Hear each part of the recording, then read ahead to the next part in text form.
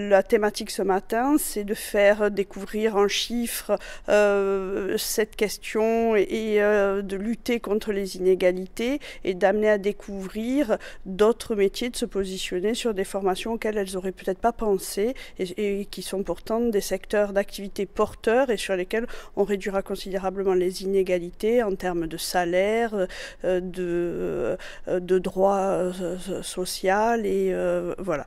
Donc, j'ai passé 20 années dans le commerce. Suite à un licenciement, j'ai décidé de faire une reconversion.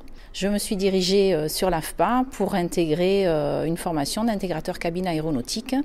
Alors c'est vrai que ce sont des métiers vers lesquels on ne se penche pas spécialement en tant que femme.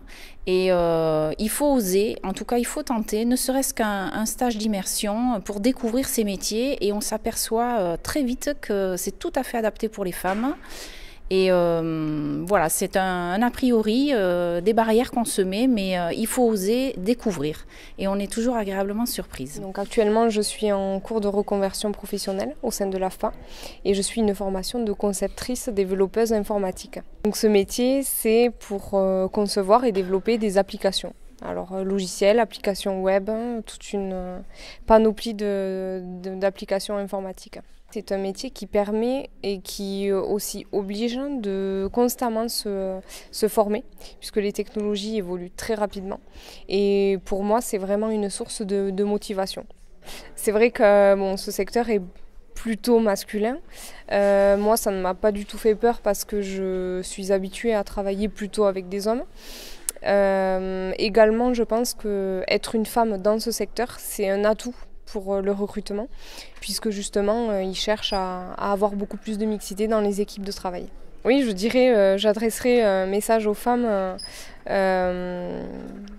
pour les pousser en fait à oser, à ne pas avoir peur de se lancer sur des métiers qui sont dits masculins, que ça peut être un atout.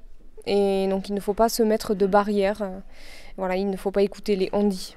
Donc aujourd'hui, le but c'était de montrer que les métiers soi-disant durs, soi-disant masculins, eh bien non, en fait c'était une représentation qu'on en avait. Beaucoup de femmes sont venues témoigner, elles ont été très bien accueillies pendant leur formation, pendant leur recherche en amont de leur formation.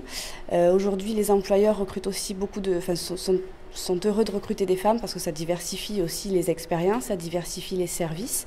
Et aujourd'hui, les recruteurs sont heureux de recruter davantage de femmes dans les métiers dits masculins.